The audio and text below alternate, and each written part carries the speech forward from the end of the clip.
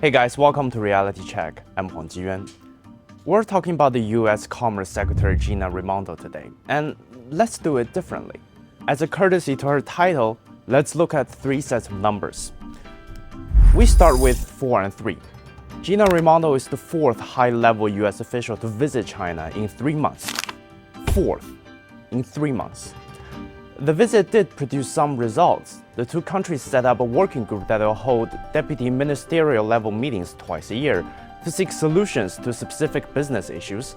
They've also initiated an export control information exchange mechanism to explain each country's export control system and improve communication. Raimondo said in an interview that these aren't the nebulous commitments to continue to talk. She emphasized that this is an official channel. Speaking of official channel, let's talk about the second set of numbers, 1 and 7. Raimondo is the first Commerce Secretary to visit China in 7 years.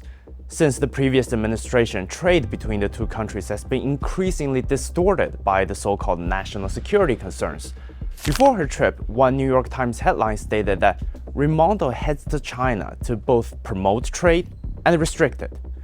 Building on the previous administration's policies, the Biden administration has specifically zeroed in on restricting technology transfers, exports, and investments to China, not just from the US, but from American allies. According to reports, the United States has put more than 1,300 Chinese companies under various sanctions. US tech companies like Intel and Nvidia have suffered from US restrictions. Nvidia's CFO warned that further restrictions could result in the permanent loss of an opportunity for the US industry to compete and lead in one of the world's largest markets. One of the things that we have to realize is that China is a leader in a lot of the high-tech leading-edge technologies like facial recognition and artificial intelligence and quantum computing already. And so I think one of the things that the United States is trying to do is really play a game of catch-up and trying to redirect a lot of our investment into our own work in the same areas. What's really worrisome to me is that they're emblematic of the state of affairs and state of relationship, and they're basically saying, America is not trusting. We're very nervous and concerned about depending on China as a partner. And to me, this is the most worrisome part of it because that needs to be fixed.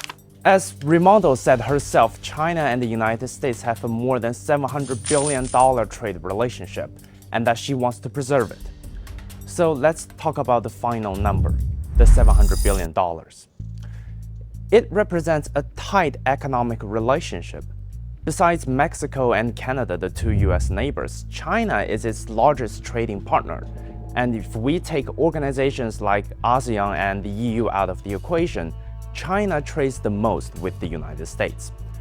That $700 billion binds the economic interests of the world's largest economies, or more than 40% of the global GDP, together. More importantly, these two countries have the capabilities to fundamentally affect international governance. The climate crisis, AI governance, and global health management are few of the many examples where China and the United States can shape the outcome. The problem is trust. It's not quantifiable. The fourth official in 3 months helps to build it.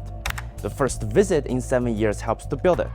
The $700 billion trade helps to build it. The thing to be mindful of, in my view, with these sorts of visits, is the promise that the talk will somehow be followed by the walk. Right? And I think it is increasingly clear to people around the world, not just in China, but any observer from the global south and elsewhere, that the US in particular has developed a habit of speaking and saying one thing whilst doing another. Actions that betray the words have eroded it too far over the past several years, and as long as we cannot rebuild that, no numbers count.